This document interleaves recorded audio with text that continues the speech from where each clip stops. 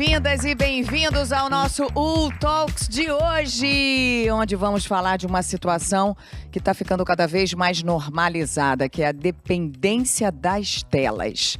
E para isso, vocês vão conhecer o Instituto Delete, que visa despertar, conscientizar e transformar a relação com as telas.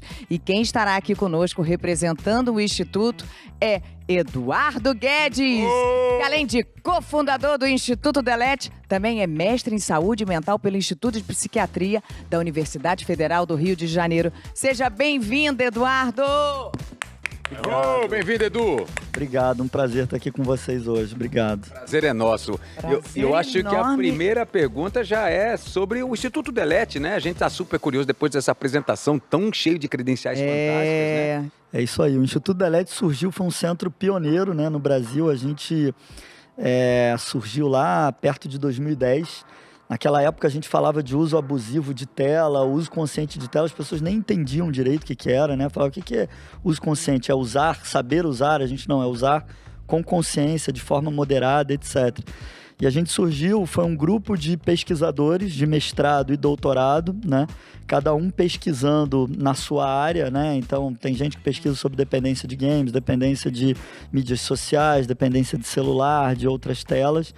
E a gente começou fazendo pesquisa, já escreveu 8 livros, né, sobre o assunto, publicou centenas de artigos, né, e virou referência no mundo sobre esse tema. E já há mais de 10 anos a gente faz atendimento gratuito, toda sexta-feira, aqui no Rio de Janeiro, na UFRJ. Então, todas as pessoas que sentirem que existe um prejuízo das telas na vida real, pode ir lá, sexta-feira, a partir de 8 horas da manhã, a gente tem um grupo de psicólogos, psiquiatras, e a gente tem todo um protocolo de atendimento, diagnóstico e tratamento para isso. Quer dizer, saúde mental ainda é um mito, né? A gente vê as pessoas discutirem um monte de coisa. Saúde mental, quando a gente fala, muitas vezes, dependência de tela é assim, é uma dependência silenciosa e invisível, né? E esse é o cuidado que a gente tem que ter, principalmente pais e responsáveis, porque a gente percebe que às vezes a tela ela é utilizada muitas vezes como a gente brinca, é a babá eletrônica ou a chupeta eletrônica, né? É o jeito de você gerar alguma distração no almoço, no jantar, só que uma coisa que parece muito inofensiva, depois de um tempo se torna muito perigoso, né? E essa, na verdade, é a principal questão que a gente leva dentro do Instituto. As pessoas chegam lá e falam assim, meu filho usa muita tela, ele é um dependente. Tempo de uso não define necessariamente a dependência, não existe um fator de causalidade. Existe muita gente que usa muito tempo, mas tem um uso consciente, né? Então, em geral, as pessoas que são dependentes patológicos de tela usam muito tempo, mas não necessariamente quem usa muito é dependente. Sim, né? Entendi. Então, faz total sentido no mundo de hoje. Muita gente depende de estar trabalhando com as telas, então talvez fique ali num tempo por horas e horas, mas, porém usando de forma consciente para trabalhar, para produzir. Tem a capacidade de pegar o botãozinho, desligar e não sofrer por isso, né? Exatamente, que a gente fala, né? Quer dizer, quando a pessoa chega dentro do Instituto Delete dizendo que tem um prejuízo, a primeira coisa que a gente faz é uma triagem para entender qual a relação dela com a tecnologia, com a tela, né? E não só dela, mas da família, porque às vezes a gente entende que a dinâmica dentro da casa, o pai reclama do filho, mas a dinâmica do pai ou da mãe com a tela também é prejudicial. Exemplar na pior das situações. Exatamente. E aí dentro dessa triagem a gente entende se a pessoa, a gente divide em 3 classificações, o que a gente chama de uso consciente, né? Uso consciente é quando a pessoa ela usa a tela de forma ao virtual não atrapalha o real, né? Então ela tem um uso consciente. E na pesquisa que a gente fez, apenas 30% da população, ou seja, 3 em cada 10 tem um uso consciente, tá? E coisa assustadora. É uma coisa assustadora. O segundo é o uso abusivo, que a gente chama de tela. É quando o virtual atrapalha o real, mas você tem um controle. Então é aquela coisa de você estar numa mesa, a pessoa, presta atenção aqui, você está olhando a tela, né? 7 em cada 10, 70% da população tem um uso abusivo, né? Já é maior até do que álcool e drogas, né? A dependência de tela. E existe o que a gente chama de uso abusivo patológico ou dependente, que são 3 em cada 10, 30% da população apresenta um uso patológico, né? É quando o virtual atrapalha o real, mas existe um nível de perda de controle. E esse nível de perda de controle, então, por exemplo, é o adolescente que está no videogame, né? E quando o pai pede para ele desligar, ele fica irritado, ele fica ansioso, muitas vezes ele chega ao nível de quebrar alguma coisa dentro de casa, né? Então, o que a gente faz é entender a classificação em que nível que você está. Se for um uso abusivo não patológico, a gente passa uma orientação, é uma etiqueta digital. Ou seja, como você se relacionar de forma saudável com a tecnologia. Se for um uso abusivo patológico, a gente trata a dependência. E, em geral, ela está associada a algum transtorno primário. Ansiedade, pânico, depressão. E aí a gente trata a dependência de tela e o transtorno primário, muitas vezes até com o uso de remédio. A gente tem psiquiatras dentro do Instituto DELET que, se for o caso, a gente inclusive passa o uso de remédio para o transtorno primário. Incrível, é incrível esse trabalho que vocês estão fazendo. Você tem uma ideia? Claro, você deve ter um número aí de quantas pessoas vocês já impactaram através do Instituto DELET? A gente já fez mais de 1.000 atendimentos gratuitos, abertos. Quanto tempo tem o Instituto DELET? 2012. 2012, na verdade, a gente começou as primeiras pesquisas em 2008. Em 2012, a gente criou o Instituto DELET, né? E a gente começou a fazer o atendimento gratuito, aberto à população. Então, a gente já impactou mais de 1.000 pessoas em atendimentos. E a gente, além disso, agora está oferecendo também... Isso de maneira direta, né? Desculpa. De maneira direta, porta exatamente. Aberta ali, porque os livros, os artigos, o conhecimento que vocês compartilham... Com certeza já ajudaram outras também. E isso sem contar o círculo familiar, né? Você resolve a vida de uma pessoa, mas você estrutura toda uma família, né? Então, o que a gente fala, a gente começou isso de forma muito acadêmica, né? Ou seja, fazendo pesquisas de mestrado, doutorado, isso renderam alguns artigos, a gente virou referência não só no Brasil, mas no mundo. Então, a gente tem pesquisadores do mundo inteiro que citam os nossos artigos. Hoje a gente tem mais de 2 milhões de citação. Já publicou diversos livros, desde livros acadêmicos até livros mais, numa linguagem mais popular, né? Etiqueta digital para adulto, cartilha digital para criança, nomofobia. O termo nomofobia é o termo científico. Não é homofobia. Não é homofobia, nomofobia, que vem de no mobile phobia. Ou seja, o medo de ficar sem celular, mas que surgiu lá com o celular, isso lá em 2010, e hoje ele já se expandiu para o medo de ficar sem qualquer tela, né? O famoso... A gente hoje em dia escuta muito também sobre FOMO, né? Fear of Missing Out. Ou seja... essa síndrome gigantesca hoje em dia, né? Você fica 10 minutos fora do ar da internet, parece que você está perdendo o Big Bang de novo, né? Do universo, você perdeu alguma coisa. Isso gera uma ansiedade gigantesca, né?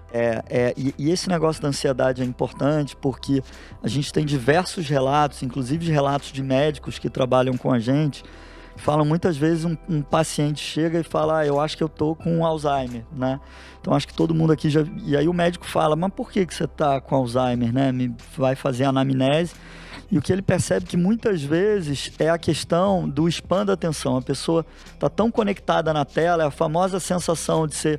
Eu vou entrar no WhatsApp para mandar uma mensagem, aí quando você vê tem milhares de mensagens, milhares de grupos, você esquece o que ia fazer, né? Então...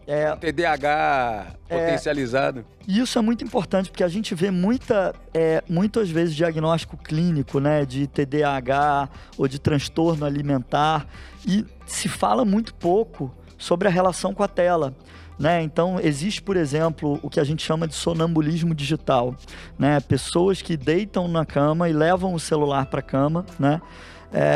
E acham que não, mas eu tô aqui com o celular, eu tô lendo aqui um livro, eu tô vendo um filme, né, num streaming. É igual ver televisão, igual ler um livro. Não é igual. Por quê? Porque quando você tá com um livro, você tá vendo televisão, você tá numa distância da televisão, você tá com um livro que você tem uma luz externa, você não tem um estímulo ativo. Quando você tá com uma tela, você tem alguns estudos que falam da luz azul da tela, que ela inibe, inclusive, a produção do hormônio do sono. E além disso é um estímulo ativo, que você está olhando ali um livro, mas popa uma mensagem, vem uma notificação, alguma coisa. Então aquilo, ao invés de te preparar para o sono, não te prepara para o sono. Por isso que a gente tem relatos de pessoas que falam, por exemplo, que têm prejuízo e acordam muito cansados, que falam, eu entrei ali no celular para dar só uma espiadinha. Quando eu vi, já era. Já era 3 horas da manhã, né? Então é o que a gente chama de sonambulismo digital, e a recomendação médica é se desconectar 2 a 3 horas antes de dormir. Ou seja, é igual comer um prato de feijoada e deitar. Você não vai conseguir dormir direito. Lógico. E a mesma coisa, a gente tem que ter esse cuidado com as telas, né? E hoje é muito desafiador. Você falou de ler um livro, né, Edu? Como é desafiador hoje você se propor a ler um livro. Para mim tem sido um processo, eu tento estar sempre... A Flávia sempre foi uma leitora lendo, assídua, voraz de livros. E mais de um livro. Já mudei para uma outra tela, que não é azul, mas está ali a tela por questão de óculos, de luminosidade, que me ajuda a ler mais. Mas é difícil, você tem que se condicionar, virar uma chavinha ali de... Vou me permitir me desligar do mundo para conseguir ler um livro. Louco, né? Total. E isso é muito importante, Flávia, porque assim, o que a gente vê...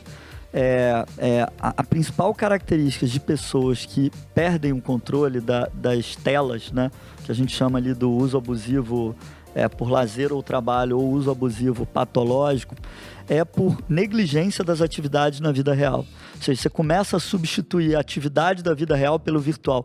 Isso é importante dizer, a gente não é contra a tela, né? A tela existe, isso. Ela está aí para ficar, inclusive, mídias sociais, celular, internet. Não se vive sem, né? Não tem jeito. Sem.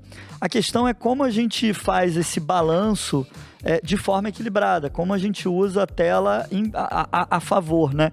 Então, uma das coisas que a gente sempre costuma dizer é que qualquer tecnologia, ela serve para 3 propósitos, né? Nutrir relações humanas, economizar tempo, né?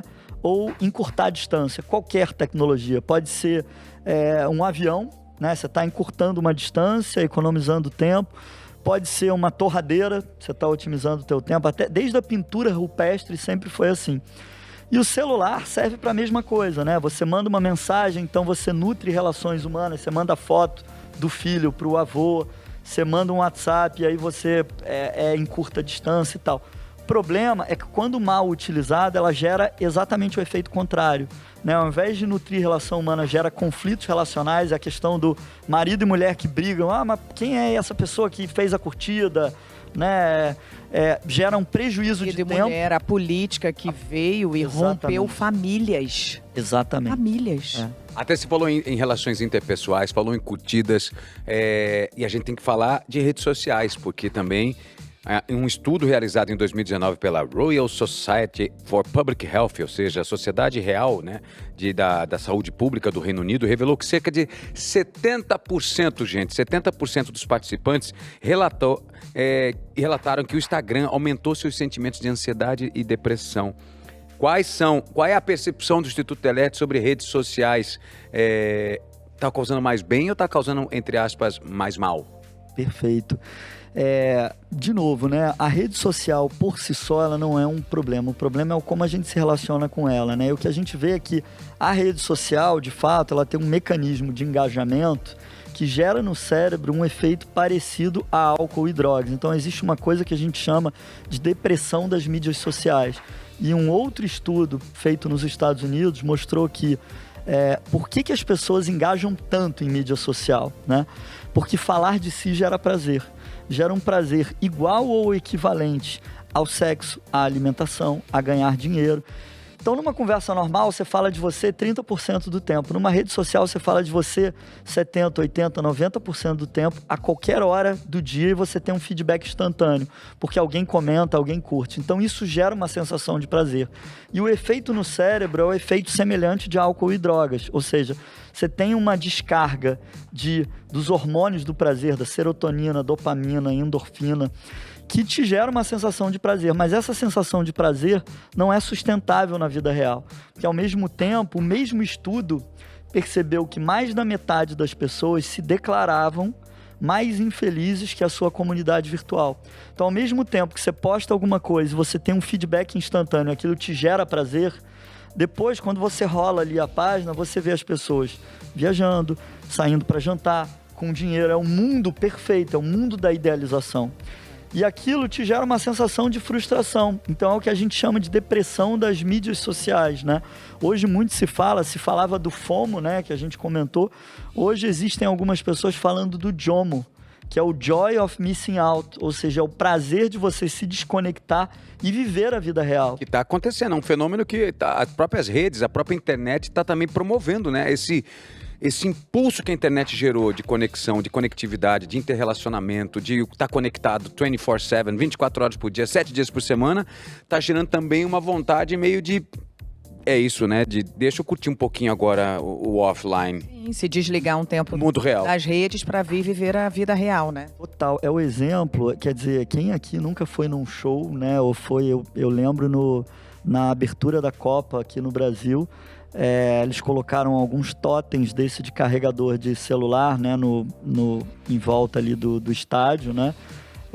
E quando eu saí ali no jogo acontecendo para ir no banheiro, tinham milhares de pessoas ali no corredor e as pessoas disputando ali uma tomada e o jogo acontecendo. Quer dizer, quem nunca foi num show e viu as pessoas, ao invés de olharem o show, estarem ali mais preocupados com o post do que com o show, né? Então, quer dizer, é o mundo da idealização, né? E do faz do conta. Então, a gente precisa entender que o mundo acontece fora da tela. E tem uma coisa muito importante que a gente costuma dizer, como os pais ou responsáveis, né, podem criar uma relação saudável, né? Embora as plataformas permitem que adolescentes se cadastrem, né, a partir de 13 anos e tal, o que a gente percebe é que existe uma questão da autoimagem que a gente precisa tomar muito cuidado, né? Porque tem um pensador, né, que é Sartre, que ele fala, né, que a gente se enxerga, um objeto só existe a partir do olhar do outro, né? Então, um vinho existe a partir do momento que alguém olha aquele vinho, né? Ele pode ser uma decoração ou pode ser uma garrafa de bebida. E a gente, se a gente parar para pensar, a gente nunca se viu, né? A gente se vê no espelho, mas a gente não consegue se olhar de fora. Então, a gente precisa do olhar do outro para a gente se enxergar. E a mídia social é exatamente isso, né? A gente se olhar a partir do olhar do outro. Só que isso está gerando um problema de autoimagem muito sério, especialmente entre jovens, porque é no momento que você está formando o seu self. Se você olha um mundo onde é um mundo editado a partir de filtro, né? Como eu vou olhar para a minha imagem, né? Então é muito importante a gente ter uma questão de supervisão dos pais, e a gente até diz que até os 16 anos a gente não deveria ter essa questão de mídia social entre pré-adolescentes, porque é o momento onde os pais enxergam os filhos como mais responsáveis, né? Porque eles veem que existe um pensamento lógico, coerente e tal, mas existe uma coisa que a gente chama de princípio da onipotência universal.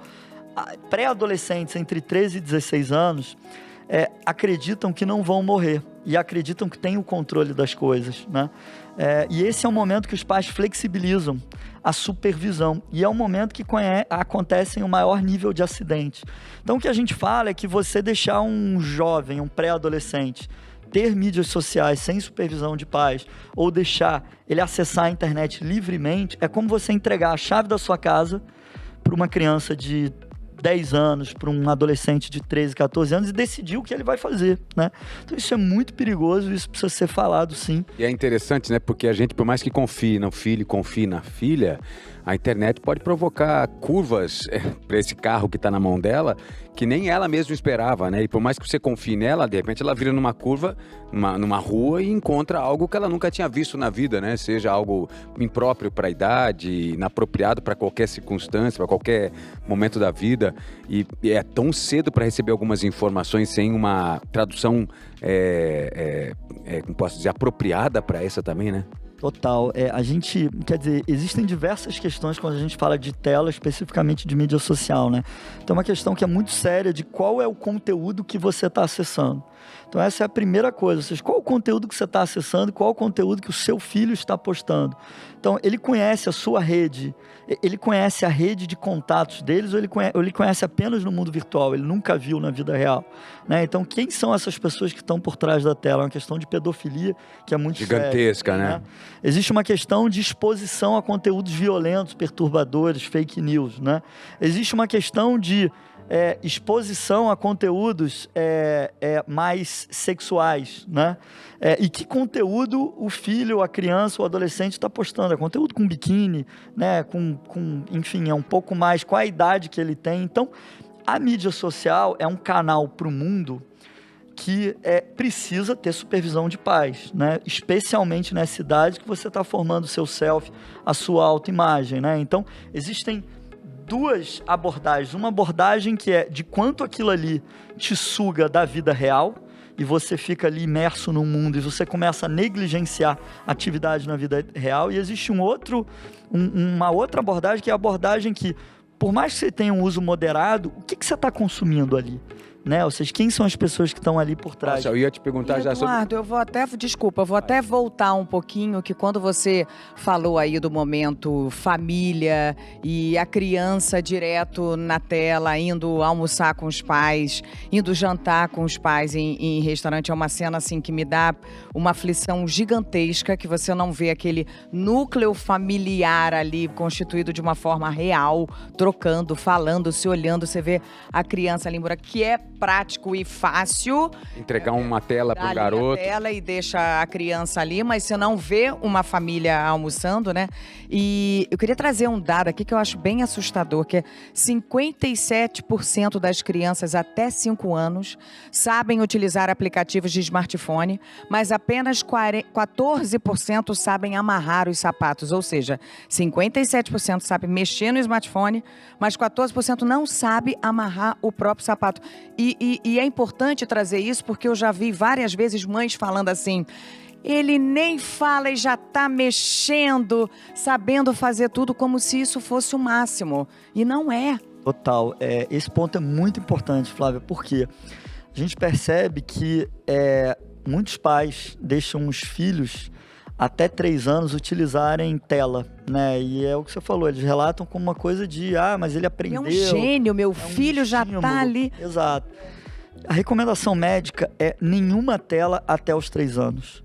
Por quê? Porque até os 3 anos. Por quê? Porque até os 3 anos é o momento que você está desenvolvendo aspectos cognitivos. Então, uma tela, ela não tem cheiro, ela não trabalha a profundidade, não trabalha a forma, não trabalha a leitura de ambiente, né? Textura. E é um universo muito convidativo, porque tem cor, tem som saindo dali de dentro e não trabalha aspectos do sorriso, do choro, do aspecto relacional, né? E a gente percebe que muitos dos pais que hoje reclamam que os filhos têm prejuízo com a tela são os mesmos pais que entregaram uma tela até os 3 anos de idade. A gente vê, por exemplo, crianças e adolescentes no Instituto da ELET que têm prejuízo na linguagem, no desenvolvimento da fala, atraso na fala. Por quê? Porque não está se comunicando. A gente vê adolescentes que não conseguem formar um enunciado com sujeito, verbo, objeto. Porque é um mundo onde você usa emoji, emoticon, você não fala, você não se expressa. Então, de novo, o problema não é a tela. Até os 3 anos de idade, a recomendação é não utilizar. E alguns pais utilizam sim como chupeta eletrônica, babá eletrônica, né? E é o que você falou, fica numa mesa, é muito mais conveniente, né? Porque consegue almoçar com calma e tal, mas lá na frente isso vai dar prejuízo, né? E é importante conceituar, a gente fala, o que diferencia o uso consciente do uso abusivo do uso patológico, né? Essa fronteira ela é muito silenciosa. A gente, ao longo dos 10 anos e das pesquisas que a gente fez, a gente definiu 5 dimensões que conseguem definir o que é um uso patológico, né? O primeiro é a excitação e segurança, ou seja, o quanto a tecnologia é o único refúgio de prazer e segurança. Então, tem problema um adolescente jogar videogame? Não. Mas quando o videogame começa a ser a única fonte de prazer, em detrimento a sair no cinema, jogar bola, passa a ser um problema. Tem problema uma... Interessante desculpa te interromper, mas é muito interessante essa sua visão. Ou seja, a gente não está falando aqui não vá jogar o videogame, não vá se entreter, faz parte. E isso então faz muito parte do universo das crianças e dos adolescentes. Mas a partir do momento que só esse videogame trouxer a sensação de felicidade para o seu filho, quando ele começar a abrir mão de sair com os amigos, de fazer outras coisas, aí sim vai dar Alguns problema. pais que até coordenam a agenda digital, né? Tem uma coisa diária, assim, ó, você tem 2 horinhas de digital, o resto você vai pra rua, ou você vai lá pra não sei o quê, ou você faz... Chega um momento que eu acho que você tem que ter isso mesmo quando você está introduzindo. A gente até fez isso e eu também não sou a favor de tirar tudo, porque essa criança vai ter que saber lidar com isso na vida, mas de uma forma saudável, né? Total. A gente não prega abstinência, né? Até porque ele faz parte da vida, mas a gente prega o uso consciente. Então a excitação e segurança é o primeiro sintoma, é o como você se relaciona, o quanto aquilo é a tua única fonte de prazer. Então tem problema você olhar quantas curtidas tem? Não tem. Mas quando aquilo passa a ser o teu KPI de felicidade, em detrimento a outras coisas na vida real... KPI, para quem não sabe... É o teu indicador. É um índice. Um índice de felicidade, né? Então, e a gente vê, né? Muitas vezes a pessoa monitorando ali, quantas curtidas eu tenho. Isso não é sintoma de felicidade, né? Sinal de felicidade. Então, primeiro é excitação e segurança. O quanto aquilo é um único refúgio de prazer e segurança. O segundo é relevância. O quanto a tecnologia é relevante para você. Você acorda e se conecta, você vai para o banheiro, você leva o celular, você está entrando no chuveiro, você está no celular, você está no carro, você está olhando o celular. Inclusive, hoje tem uma pesquisa que mostra que o maior índice de acidentes não é mais a bebida, é o texting, né? Então, relevância é um. O terceiro é tolerância. É o quanto você consegue tolerar as tecnologias, as telas na vida real. Exemplo, a gente tem relatos de crianças no Instituto da LED que não vão para casa do avô porque o Wi-Fi não funciona direito. Meu Deus. Não vão para um hotel fazenda, não saem de casa porque a conexão ali não funciona. E o quarto e o quinto é a abstinência, o que você sente quando não está conectado, irritação, mau humor, ansiedade, tristeza, pânico, né? E por fim, conflitos na vida real, diretos e indiretos. É a criança que briga com o pai que briga com o filho. Teve um exemplo recentemente de um assassinato familiar, de um pai que matou o garoto porque o garoto estava conectado, o pai tirou o Wi-Fi e ele falou, seu velho safado, e virou uma tragédia familiar, por causa da desconexão do game do menino. Olha que loucura. Então, os casos mais extremos, e muitas vezes as pessoas só vão pedir ajuda nesse momento, quando tem uma questão de abstinência gera agressividade, ou quebra tudo dentro de casa, coloca fogo. Preciso observar também questões até com o corpo, né? De mutilação, né? Pode ser mutilação indireta, mas tirar machucado, enfim. Esse tipo de coisa é muito importante, né? Porque, em geral, por ser uma dependência silenciosa e a tecnologia está no nosso dia a dia, muitas vezes os pais não percebem, né? Falam, é bonitinho, meu filho está usando, está aprendendo ali inglês, se relaciona com a tela, só vai procurar ajuda no caso extremo, né? Então, a gente costuma dizer que, por exemplo, vou dar um exemplo clássico, né? Que a gente repara. Pessoas que são muito tímidas usam tela como uma forma de se expor, e até aí tudo bem, é absolutamente normal, é um mecanismo de você conseguir, né, ter a sua comunidade, etc. Quando essa timidez e a tela começa a gerar isolamento social, começa a gerar, pode gerar fobia social, é um sinal de alerta, porque aí começa a promover uma hiperexposição à tela. Nos casos mais extremos, a gente começa a ver até privações relacionadas à saúde e higiene. Então, um adolescente que acorda, liga o computador, começa a jogar, não troca roupa, fica de pijama o dia inteiro. Escova os dentes. Escova os dentes, não toma banho, almoça do lado do computador, quando vê já passou 12, 13 horas. E começa a ter sintomas de agressividade, né? Quando o pai chega, vou desligar o computador e tal. Mas isso é muito importante. As pessoas perguntam, o que eu posso fazer para o meu filho, né? Primeiro, é supervisão e controle, né? Dizer não e criar regras é um ato de amor. Sinal de amor. É um ato de amor. Então, por mais que alguns pais falem, mas ele no colégio tem um amigo e tal... Minha casa, minhas regras, né? Você precisa definir as suas regras dentro da sua casa. Uma das regras que a gente impôs, assim, já há um bom tempo na nossa vida é, por exemplo, nos encontros ao redor da mesa, de não ter celular ligado. Pode estar até ali posicionado, mas ninguém olha para a tela. Até é legal que a gente se cobra muito, a gente se percebe muito. Eu, Flávia, as filhas e a gente com elas. Uma abriu o celular, a gente... Ei, Foi. Tá tudo aqui, né, hoje. É muito difícil pra gente. Tá tudo aqui. O banco tá aqui, os aplicativos, os A pagamentos, família, os a negócios, mensagem. os amigos, A gente, os então, interesses. que trabalha com isso, as fotos para provar, os vídeos, tá tudo aqui. Então é uma loucura. Se você não se condicionar, não, esse momento eu vou desligar. Porque aí você ouve elas. Nesse caso, a gente se conecta, a gente se interrelaciona, a gente constrói algo, né? Parabéns, isso que vocês falaram é super importante, porque assim, uma talvez das regras de ouro aqui que a gente fala é definir limites de tempo e supervisão. Porque a gente não deveria levar celular para a cama ou para uma mesa de refeição, né? Porque a gente fala que o celular, muitas vezes, ele aproxima quem está distante, mas distancia quem está perto, né? Imagina, você está levando para sua cama todo mundo que está junto com você está levando ali o teu chefe, a tua sogra, as tuas relações profissionais, os teus amigos, está levando todo mundo, né? A cama é um lugar sagrado, é um lugar de dormir, é um lugar de acolhimento, né? A mesa é um lugar sagrado, né? No sentido da relação intrafamiliar.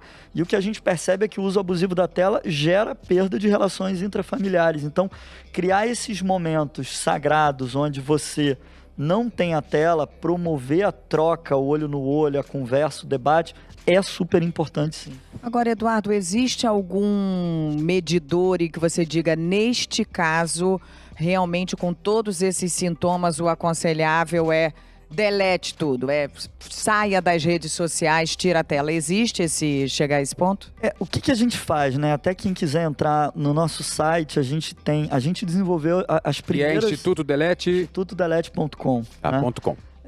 E a gente desenvolveu e validou cientificamente essas escalas, né? Publicando em revistas científicas reconhecidas. As primeiras escalas no mundo de uso consciente. Então a gente tem escala que avalia a dependência de game, avalia a dependência de mídias sociais, avalia a dependência de celular, de internet, de uso de tela no trabalho. A gente tem mais de 8 escalas publicadas em 3 idiomas e o mundo inteiro, diferentes pesquisadores do mundo inteiro usam essas escalas, né? Na verdade, o que são? São 15, 20 perguntas que a gente mede essas 5 dimensões, né? Se você tem excitação e segurança, relevância, tolerância, abstinência e conflitos na vida real. E a partir dessas perguntas, a gente dá uma nota que ela indica o teu nível de uso consciente, uso abusivo ou uso dependente patológico. E ali, em tempo real, a pessoa tem uma nota e uma recomendação, inclusive, olha, você pode estar com prejuízo, procure um profissional, né? E pode ser, inclusive, o Instituto Delete, que a gente faz isso de forma voluntária e aberta ao público, né? Nos casos mais extremos, o que a gente faz, como funciona o tratamento, né? Para pessoas que têm já um uso dependente patológico num grau extremo. O que a gente faz dentro do Instituto é o que a gente chama de TCC, né? Terapia Cognitivo Comportamental, onde a gente usa técnicas de dessensibilização e de respiração. Então, a gente não promove a abstinência completa da tela, tá? Porque a gente acredita que isso pode gerar outros gatilhos, né? Mas o que a gente promove é a dessensibilização. O que é a dessensibilização? Como eu consigo substituir o virtual por atividades reais? Isso é muito importante dizer. Atividades físicas estão nisso? Atividades físicas estão nisso, né? E isso é muito importante dizer, Otaviano. Por quê? Por que um adolescente procura um videogame, né? A psicologia positiva, ela explica que o que te dá prazer? Sentido, pertencimento e realização. Então, sentido, pertencimento e realização. Então, quando você está num videogame, você tem sentido porque você entra ali para você jogar, passar de fase, etc. Pertencimento porque você está dentro de uma comunidade, né? E realização porque você vê a tua pontuação, vai passando. Você zerou o game. Você zerou o game, né? Mídia social é a mesma coisa. Te gera sentido, né? Uma curtida, pertencimento, tem a comunidade e realização, é a sensação do prazer, alguém comentou, alguém elogiou, etc. Então, no final, quando a gente vê, se uma pessoa está buscando sentido, pertencimento e realização através da tela, possivelmente ela não está tendo isso na vida real, né? E qualquer adição de álcool, drogas ou de tela é uma fuga da vida real. Então, o que a gente precisa fazer é buscar sentido, pertencimento e realização em atividades na vida real.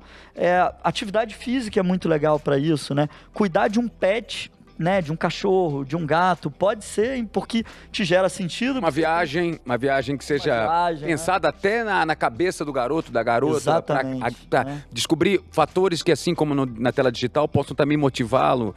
Exatamente. Um hobby, né? Um aprender a tocar um instrumento, uma pintura. Então, por exemplo, é muito comum pessoas que estão com depressão, por exemplo, ou ficaram viúvas, etc., adotarem um cachorro, né? Por exemplo, como uma forma de buscar prazer. Porque o cachorro te gera sentido, você precisa acordar para colocar comida, água, levar para passear, gera pertencimento porque você troca, você vai conversar com outras pessoas e gera realização porque você tem ali o afeto, a troca, né? Então, o que a gente promove ali é isso, são técnicas de respiração, né? E dessensibilização, né? E terapia cognitivo-comportamental. Em alguns casos mais extremos, quando a gente percebe que existe um transtorno primário associado de ansiedade, depressão, pânico, toque, a gente inclusive entra com medicação para o transtorno primário, né? Então... Incrível, Edu. Agora, já entendi como vocês trabalham, especialmente ligado aos pais, às pessoas que estão diretamente afetadas por essa questão das telas. Mas e até onde essa sua missão também abre uma conversa com as plataformas também, com as redes sociais? Como é essa interface de vocês entre sociedade, famílias e as plataformas que, não vou culpabilizar porque é de cada um, mas... Como é que eles também assumem essa responsabilidade? Como é que eles estão pensando nisso? Total, isso é super importante, Otaviano, porque esse assunto é muito novo, né? A mídia social, se a gente parar para pensar, em 10 anos, todo mundo tem um smartphone, né? Massificou, é igual a televisão há 50, 60 anos atrás. Porque né? você tem um outro lado seu também da moeda de trabalho, de implementação de internet, né? Não é que você esteja só nesse mundo, você tem os dois lados da moeda. Total. Eu durante muito tempo, né? Eu trabalhei na minha vida em empresas de telecomunicações, grandes empresas, desenvolvendo produtos e conteúdos relacionados à internet, celular, né? E a minha história, meu início, né, ali, e a fundação do Instituto Delete, junto com a Ana Lúcia, o Antônio Gídio. A Ana Lúcia foi uma das precursoras nisso, uma psicóloga que falava sobre nomofobia lá em 2006, 2007. O Antônio Gídio é um psiquiatra super respeitado, membro da Academia Brasileira de Medicina e tal. A minha entrada no Instituto, quer dizer, a fundação do Instituto Delete, quando eu conheci os dois... eu tinha um caso na família, né, de uma pessoa muito próxima que fumava e o médico falou, você precisa parar de fumar porque você está com um efizema em grau médio. Se você não parar de fumar, isso vai te dar um prejuízo. E eu chegava para visitar e a gente estava na mesa de refeição, ela levantava para ir para o computador. Eu falava, mas o que você está fazendo? Eu estou aqui na fazendinha do Orkut, só há quase 15 anos atrás, né? Nem existia Instagram, TikTok, Facebook. E eu falei, o que é a fazendinha do Orkut, né? Eu entrei para ver e vi ali que era você tinha uma fazenda, né, virtual, e você tinha que alimentar o seu gado, e uma comunidade que te pedia, te respeitava, etc. E até que no Natal, a gente estava ali ceando, entrou um casal de amigos, né? E eu perguntei para minha irmã, falei, quem são que eu não conheço? São os donos da Lan House. Eu falei, mas desde quando, né? A gente conhece e tal. Aí fala, não, mas não sabe, quando a internet daqui de casa cai,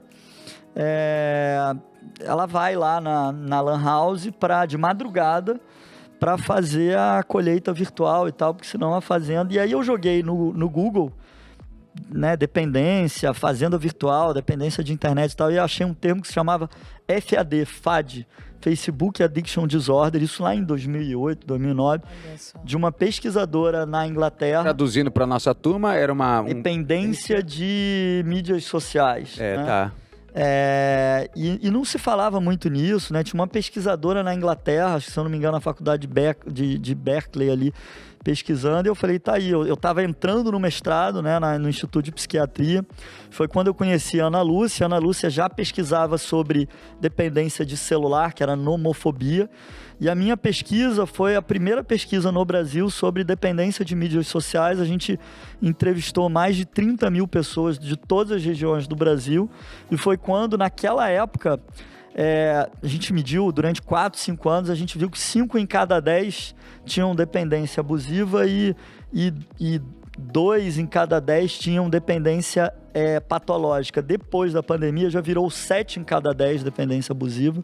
e 3 em cada 10 dependência patológica, né? Mas então, eu entrei nesse mundo meio que por acaso, né? Porque eu entrei no mestrado, né, de psiquiatria e comecei a pesquisar sobre dependências de tela, e eu brinco que é o meu trabalho de compensação de carbono, porque eu passei muito tempo desenvolvendo produtos de tecnologia, né, de tela, né, e eu percebi a sociedade de maneira geral se relacionando de forma abusiva com isso, e ao mesmo tempo eu também tenho um outro chapéu, que eu também sou diretor de marketing, né, de uma empresa, e eu decido eu tenho investimento de mídia, né, quer dizer, a gente divulga campanha em várias plataformas, né? E eu acho, respondendo a tua pergunta, Otaviano, assim, esse assunto é um assunto de utilidade pública nacional, né, de todas as esferas, né? E ele é muito novo, então é muito importante isso que vocês estão fazendo aqui agora, de promover esse debate, porque esse debate tem que começar dentro de casa, com os pais, tem que ir para as escolas, tem que ir para as faculdades, tem que ir para as empresas. Isso que eu ia falar. As plataformas estão se mexendo, estão pensando a respeito? A gente conversa com algumas plataformas, né? Quer dizer, o tema de saúde mental é um tema que, sim, hoje ele é uma das ODS, né, da ONU, de desenvolvimento sustentável. A Olivia já tem uma aula que é sobre isso, utilização, né? A nossa filha mais nova de 12 anos. Na escola já existe. Uma vez por semana eles conversam sobre a utilização nas redes. E isso é muito importante, porque, quer dizer, o papel de educar, a gente não está falando de não usar a tela, sim, né? A gente está falando de como usar de forma consciente. Tem um papel do pai, tem um papel da escola, tem um papel da empresa, das empresas em relação aos colaboradores, porque hoje em dia, no ensino, no trabalho híbrido, né? O trabalho vai com você dentro do teu bolso, então a gente vê um índice de burnout muito grande, inclusive a gente tem uma escala que avalia o risco de burnout, e a gente faz palestras em empresas de uso consciente também em relação a isso, e além disso, das plataformas, além disso do governo, então cada um tem o seu papel, e trazer esse debate é muito importante, né? Porque a nossa carga horária de trabalho aumentou muito com esse híbrido. A gente lembra antigamente pai chegando em casa às 6 da tarde, chegava em casa às 6 da tarde. Hoje, 8 da noite, a gente ainda está lá trocando, vendo e-mail, resolvendo, porque a gente está levando isso para casa, né? Total. Antigamente, para a gente se conectar, a gente tinha que entrar num computador, num notebook ou num PC, né? A maioria das vezes ficava no escritório, fixo na mesa. Agora tá aqui no teu bolso, né? A gente brinca, existe um artigo que a gente escreveu, que é o que a gente chama de o bodification das telas. O celular parece que ele é uma parte sua, porque ele tá na tua mão ali, né? Parece que se você não leva ele, tá faltando alguma coisa, né? E no futuro, é muito importante debater isso agora, porque no futuro, com a internet das coisas, esse negócio vai se tornar mais crítico, né? Porque hoje a gente tem 3 telas, né? Você tem um tablet, você tem um celular, você tem um computador, você tem uma TV conectada. No futuro você vai ter o óculos conectado, você vai ter o relógio, vão se tornar mais geladeira. sedutores, porque vai ter cheiro, vai ter 3D, Total. Vai ter movimento. Vai ter movimento. Ainda vai mais. estar no carro, o carro vai estar conectado, a geladeira está conectada, teu relógio, que já existe, mas ainda não é uma coisa massificada, né? Nem todo mundo tem, é uma coisa que ainda é uma escala muito pequena. Então, a gente vai ter múltiplas telas. Alguns estudos falam que, por casa, cada pessoa vai ter 10, 11, 12 telas, né? Então, se a gente não souber o limite de usar isso de forma saudável e, principalmente, definir esses momentos de pausa, né? Definir que o mundo acontece fora do mundo virtual, na vida real, né? Definir que... E aí existe toda uma etiqueta digital. A gente escreveu um livro que é a etiqueta digital, que são mais de 300 dicas de uso consciente para pessoas que têm um uso abusivo e como você se relacionar de forma saudável, né?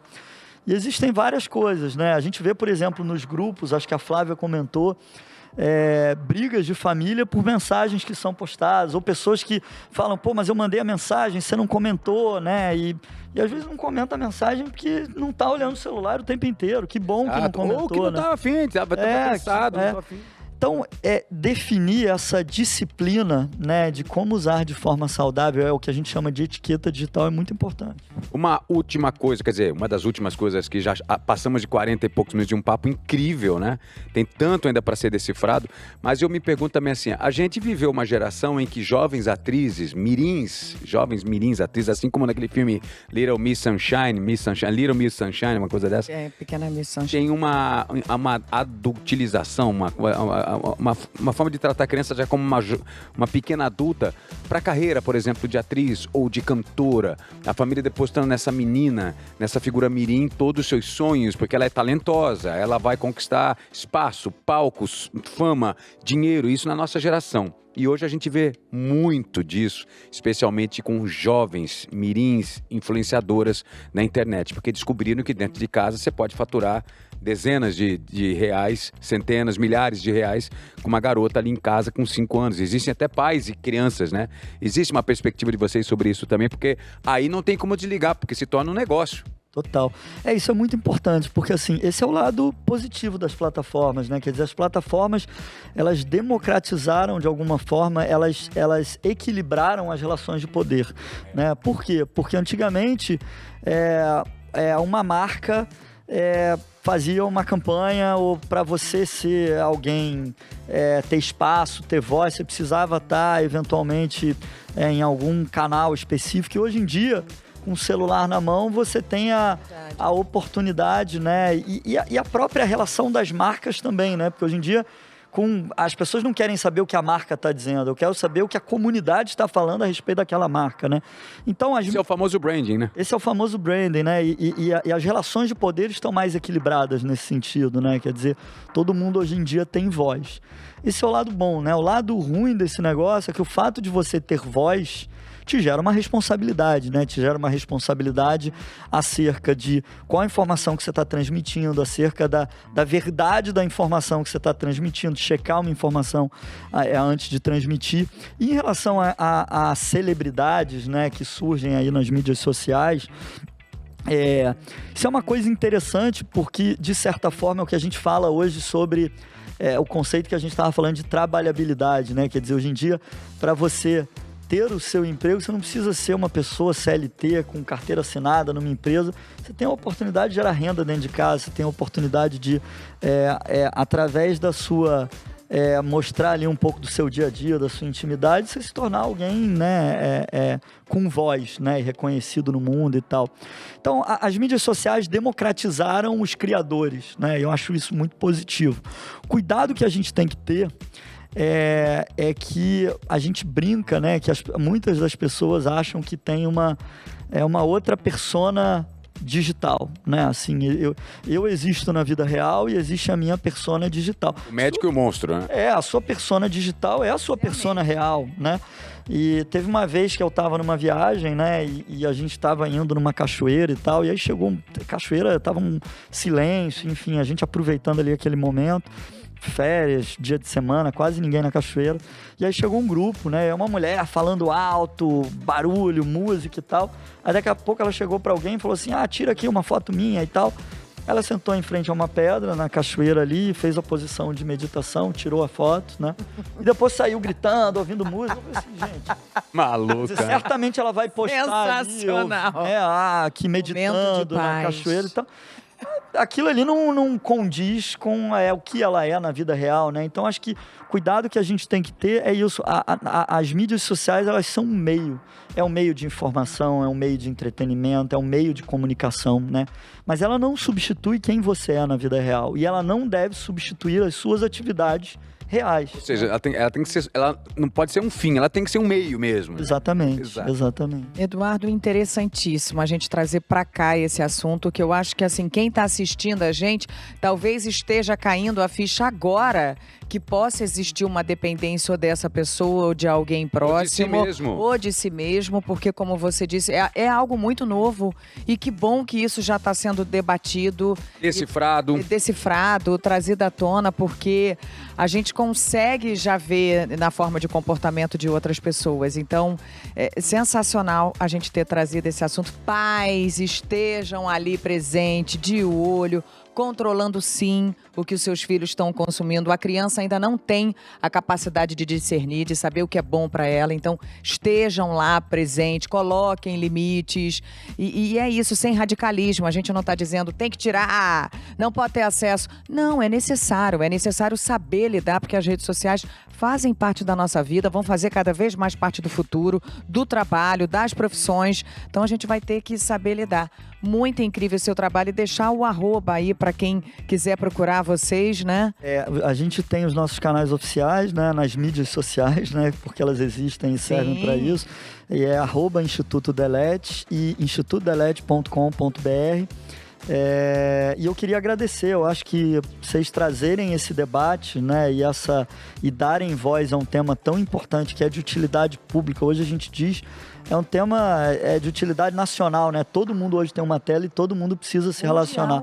Então, parabéns e obrigado aí pelo espaço. Qual seria a mensagem que você deixaria para esses pais que estão nos vendo, Edu? Você, como uma pessoa com tanta expertise nessa prateleira aí de comportamento e de percepção desse ambiente digital, qual é a mensagem para essa galera, para esses pais que estão vendo aí? Acho que a mensagem mais importante aqui é definir as regras dentro da sua casa, né? E dizer não, né? É um ato de amor, né? É um ato de acolhimento. Então, a internet não pode ser uma porta aberta para um filho, né? Porque é como você deixar a porta aberta de casa. Então, monitore, supervisione, eduque, puxe o seu filho para atividade na vida real, converse com ele. Acho que isso é o mais importante, né? E tem momentos que não voltam, né? Muitas vezes isso vai passar, né? O teu filho hoje está com 1 ano, 2 anos, 3 anos, 5 anos, vai passar.